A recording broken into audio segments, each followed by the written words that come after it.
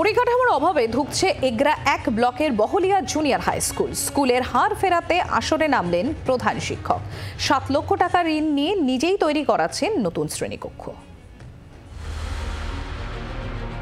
স্কুলে পর্যাপ্ত পরিকাঠামো নেই, তার উপর ভেঙে পড়েছে টয়লেট। বারান্দাতেই চাটাই পাতিয়ে চলছে ক্লাস।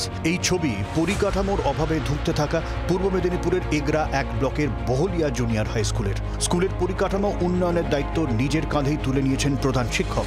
বিল্ডিং এর সমস্যাটা বড় সমস্যা, আর টয়লেটের পরিস্থিতি তো খুবই খারাপ।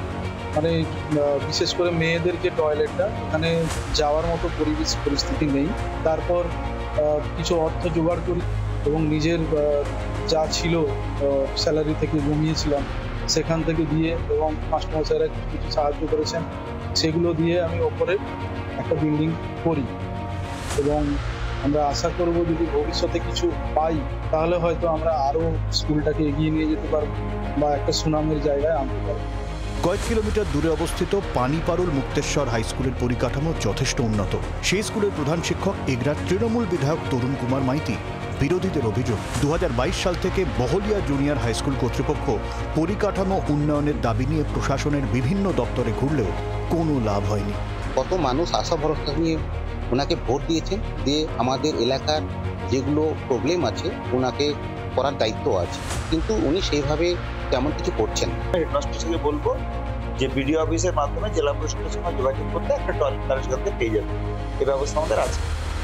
আর ঘরের পরিকাঠামোর ব্যাপারে বলি, পরিকাঠামোর ব্যাপারেও আমার নলেজে নেই। জুনিয়র হাই স্কুল মানে 4টে ক্লাস হওয়ার কথা, কটা রুম আছে আমি জানা নেই। তো স্বাভাবিকভাবে তারা আমাদের কাছে অ্যাপ্রোচ করুন, তাহলে নিশ্চিতভাবে আমরা করে দেবো। একটি ক্লাসরুমের মধ্যে শতাধিক ছাত্রছাত্রী হলেও তাদের যেভাবে বারান্দায় ক্লাস করতে হচ্ছে, যেরকম একজন শিক্ষক মহাশয় বারান্দায় ক্লাস নিচ্ছেন, ঠিক তার পরেই পাশেই আরেকজন শিক্ষক মহাশয় ক্লাস নিচ্ছেন, আবার একজন শিক্ষিকাও ক্লাস নিচ্ছেন। এইভাবে এই বিদ্যালয়ে ক্লাস বা তাদের পঠন পাঠনের প্রক্রিয়া খুব কষ্টের মধ্যে চালাচ্ছেন।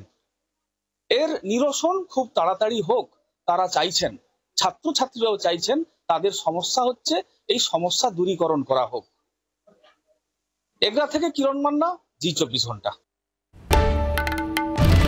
বাংলার আওয়াজ, বাঙালির আবেগ, জি24 ঘন্টা।